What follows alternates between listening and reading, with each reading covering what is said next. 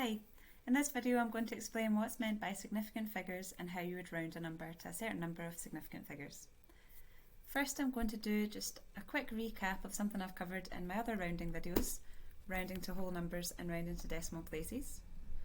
So I'm just going to take a digit 572.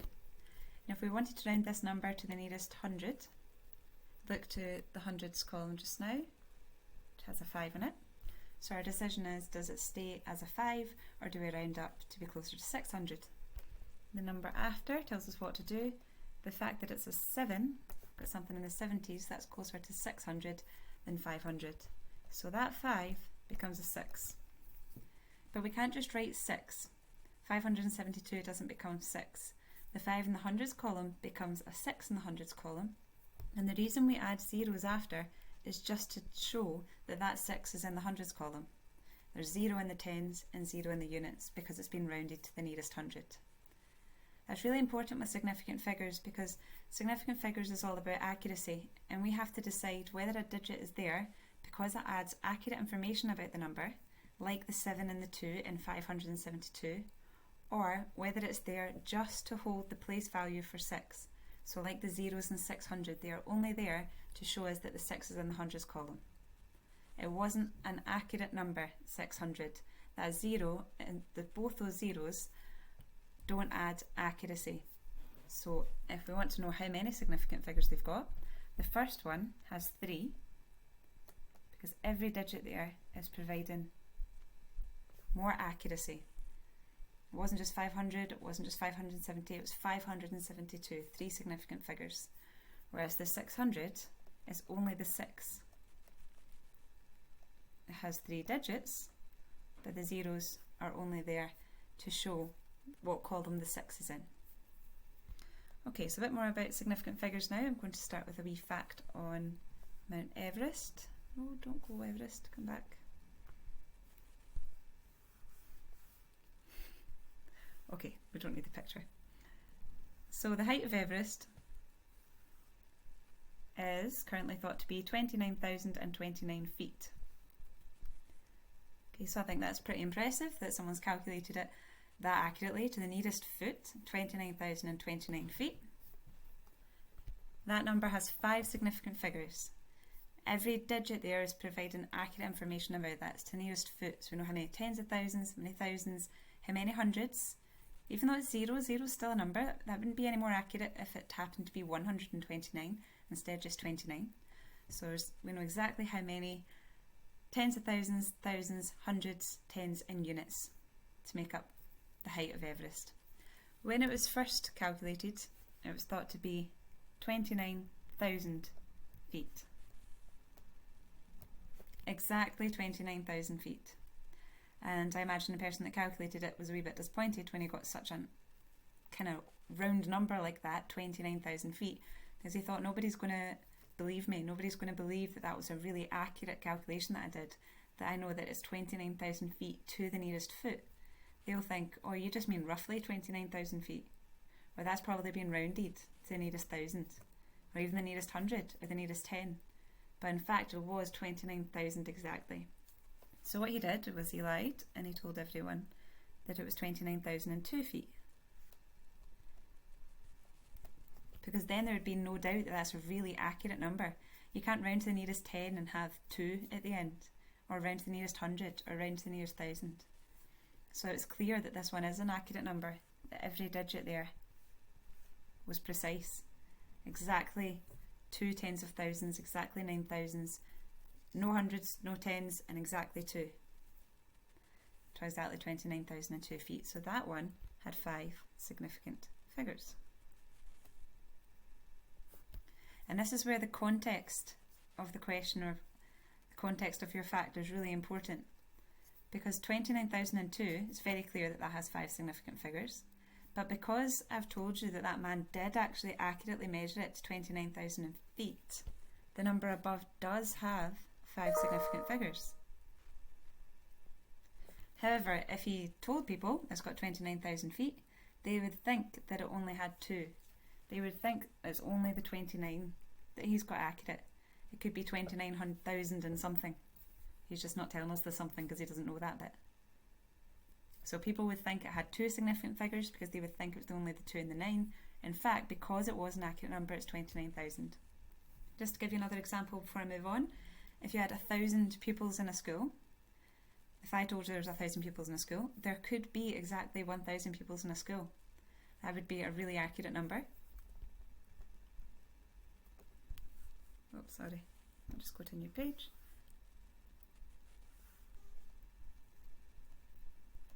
That would have 1, 2, 3, 4 significant figures if there were exactly 1,000 pupils in a school.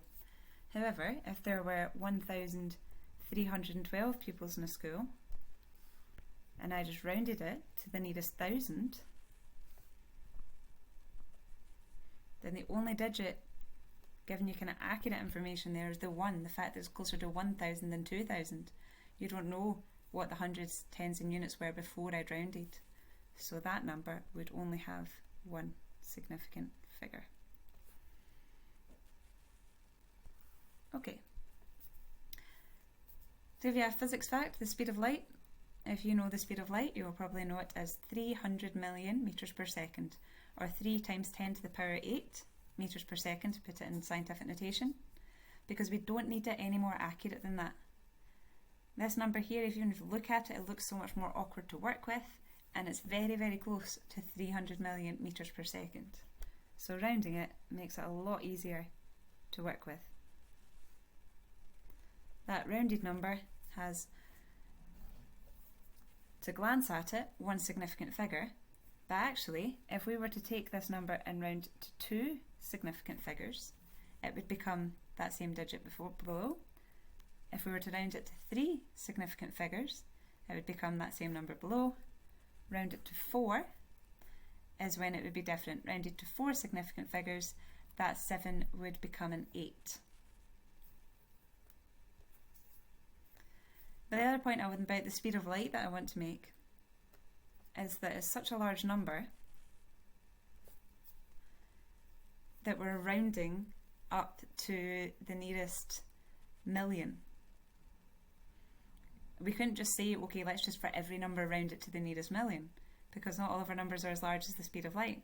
If you're talking about something that's very slow or any other number that's very small, it might be more appropriate to round to decimal places or to the nearest whole number or the nearest 10. So significant figures are useful because they just keep a constant degree of accuracy.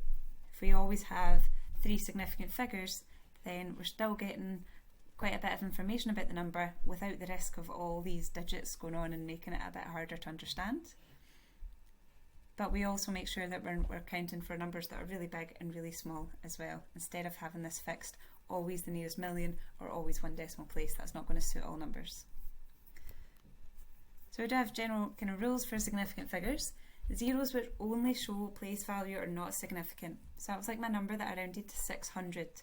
Remember, those zeros were only there to show the 6 was in the hundreds column. So they do not get counted as one of our significant figures. So these are zeros at the end of numbers like 23,000. Okay, that could have been rounded to 23,000. It might have been 23,152.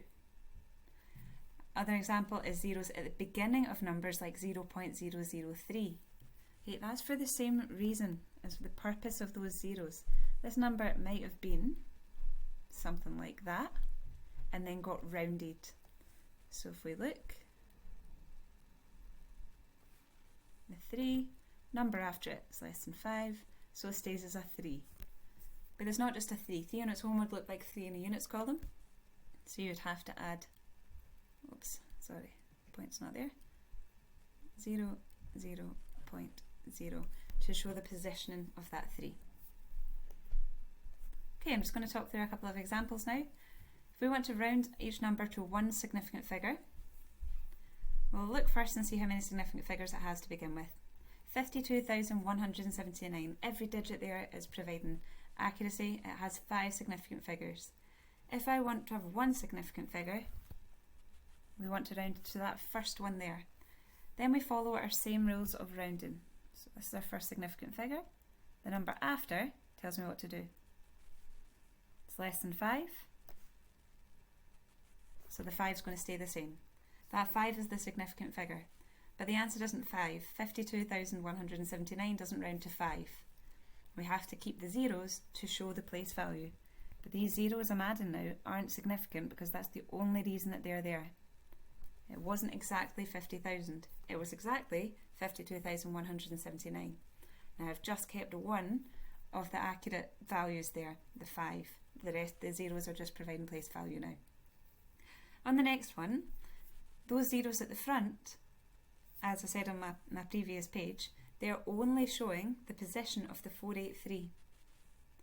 So we always start counting significant figures at the first number that's not a 0. It's zeros at the end of whole numbers and zeros at the beginning of decimal numbers like this that are only showing the position and not adding accurate information. So the first significant figure here is actually the 4. Oops, it's a bit messy. The number after tells me what to do. It's 5 or above, so this one's going to become a 5 as well. 4 becomes a 5. That's the significant figure, but we need to add zeros to show the positioning of this. We need to show that it was 5 in the thousandths column. Okay, and the final one, 0.591.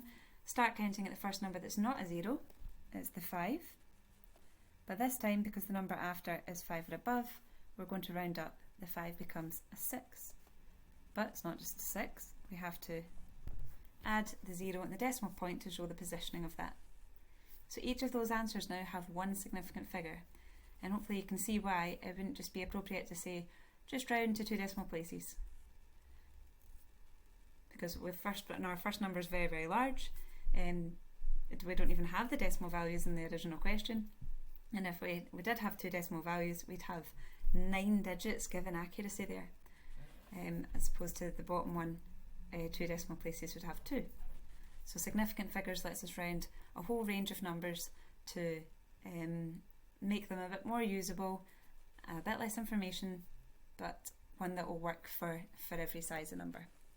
Okay, one more page, a few more examples. This time I'm just going to round to 2 significant figures, but very similar process. And if you can do 1, you can do 2. I'll stop the video there. You apply the same process to 3 significant figures, 4 significant figures, however many it is you want to round to.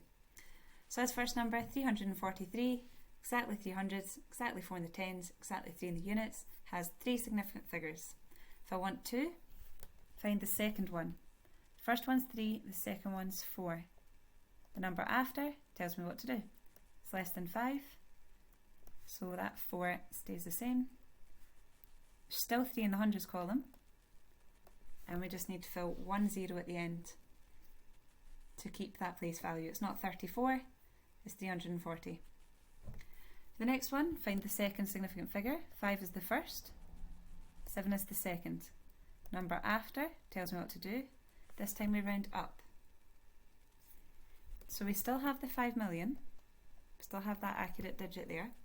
It's the number, the hundreds of thousands that we're rounding to, and it's closer to having 8 in the hundreds of thousands. But we need to add those zeros to show that we're in the hundreds of thousands. And finally, start counting at the first number that's not a 0. This one has 5 significant figures.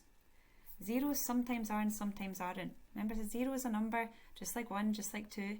It does appear with inaccurate numbers, like the height of Everest, 29,029. There's a 0 in the middle of that, but it's still a very specific number.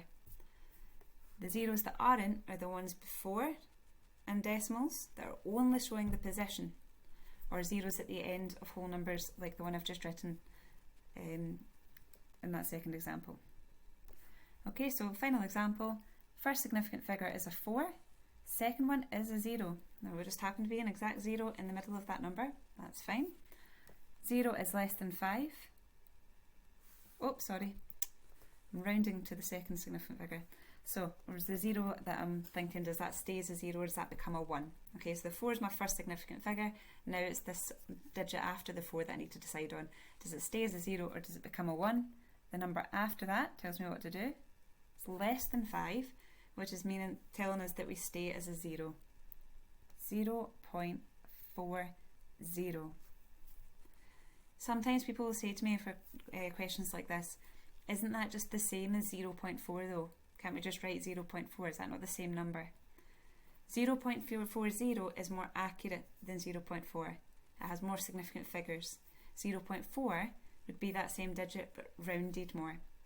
So it is important that we write the 0.40. Well, the question asked for two significant figures, so we need to make sure we give that level of accuracy in two significant figures in the answer. Okay, I hope that you found that video helpful.